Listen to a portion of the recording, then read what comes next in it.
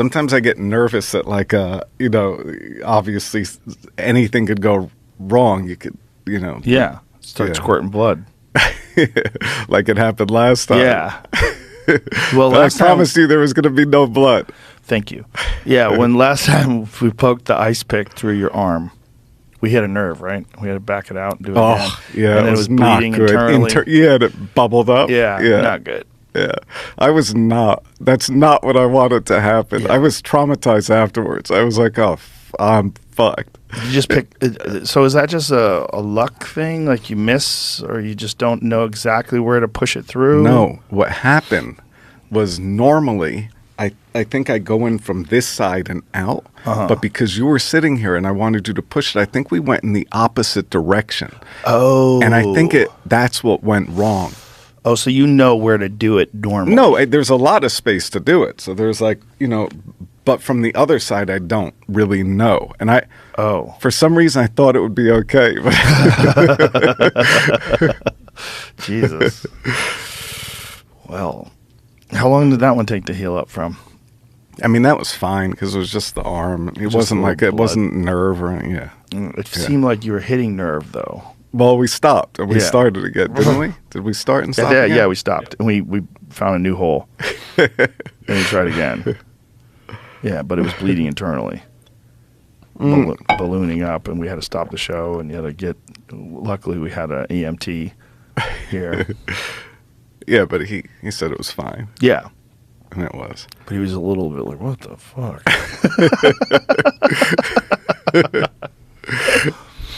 Yeah.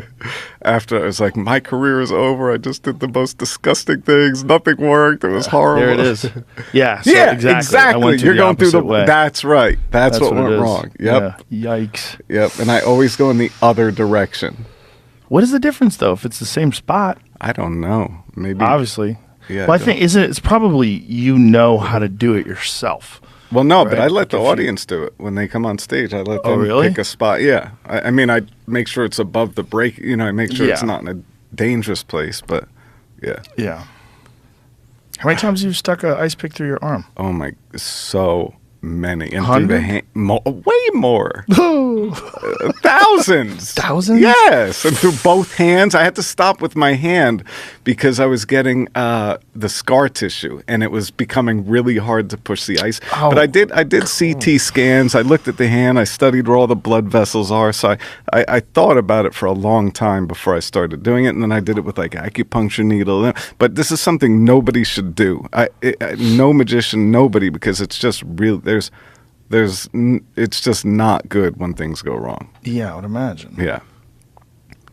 I would imagine that's a real problem. How do you decide what you're going to do with these kind of things? What makes you comfortable? I think I'm going to stick an ice pick through my hand. I think that started early on. There was a magician named Harry Anderson that used to do needle through arm, and it was like a fake arm thing, stuck it together and it looks like it's going through. And I was like that, and I think I was like, that could probably really be done. So I think it began with that, and then I heard about a kid that can take a bicycle spoke and put it through, and then I started thinking, well, if you could do that as a trick but have no blood, then it's kind of amazing. And what I didn't realize was basically your blood, it coagulates based on time. So if you push this through, again, I don't want to give anybody lessons on this stuff is not good to do at all. But with time, I think when you pull it out, you just don't bleed unless you go through the wrong side and hit something. But yeah. But I like those things that it just seem impossible, but there's an actual science to it. Who was the guy who would take thin swords and shove them through his lungs? Yeah, Mirandayo. I have not done that, and I'm never going to do that. Don't do that. Yeah, he died doing that, didn't he? No. So what happened? Well, normally he would have a rapier pushed through by a doctor, and he would jog with these rapiers through his body, through his lungs, right through the middle. And I think what happened was he became very overconfident and thought he could do anything, and he swallowed a needle, like an ice pick size needle, he swallowed it and thought he was going to like push it through. And when he went to sleep, it was still inside of him and it ruptured his heart. And then he bled out and died. Oh, God. Yeah. Yeah, I think he started to get so cocky with what his body could do. Yeah. So this is the guy. Yeah. Yeah. But Now, how does one do that? I mean, if he's got they said he had raping- tuberculosis, and so the way his body recovered it, it doesn't. Nobody really knows, but I know scientists and doctors. They all thought it wasn't real. They thought it was a trick. So it took forever for them to even think it was it goes real. sideways. Oh, that's right. I forgot this one. So he's going through his fucking Yeah, intestines. he was the human pincushion. And that's a doctor? Boy, that doctor. What about do no harm, fella? That is so insane. So he's got I mean, it's bandages insane that over he his could forearms. control. So did he It's go through his arms as well? Is that why his bandages? I don't know, but it's insane that he could control it because obviously when people get stabbed, And now he's they going to could do an live. X-ray? Is that what he's doing? And look at the holes in Oh, his he's got back. holes all through him. Oh, God, dude. Yeah, it's crazy. That guy's got so many holes in yeah, him. it's crazy. The doctors have to examine. Yes, it's a And regular that's a sword. thick rapier, by the way. Yeah, and then they eat.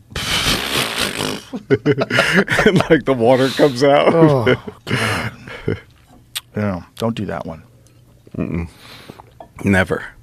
Yeah, there's real danger in a lot of the shit you do. Well, but I don't just go randomly do things. I start carefully, methodically, slow. I have not magicians surrounding me. I have doctors and I have, people that are the best in the world that do these things. And there's a slow learning curve. You just never see it. So, but that one to me, I was like, no, it's not worth the risk. Has anybody else done that other than that guy? I don't think so. Not intentionally. Stick to cards, bro. Cards are amazing. Why fuck around with other Cards things? are amazing. They're amazing. They are amazing. They are amazing. Yeah. Sleight of hand. Yeah. Skills. Yeah.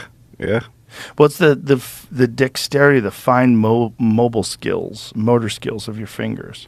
It's so impressive. But it makes sense. Like, my left hand is so dumb in comparison to my right hand. Like, if I try to write things with my right hand or try to tie my shoes left-handed, actually tie your shoes with both fingers. But doing things... One hand is better, yeah. Doing things is difficult, like with your left hand. It just... Your brain, somehow or another, doesn't have a really good relationship with your left hand. Yeah, but as a magician, you change that because you have to work with both Right. hands equally. So you definitely rewire the way your fingers move and the way your pinky moves. And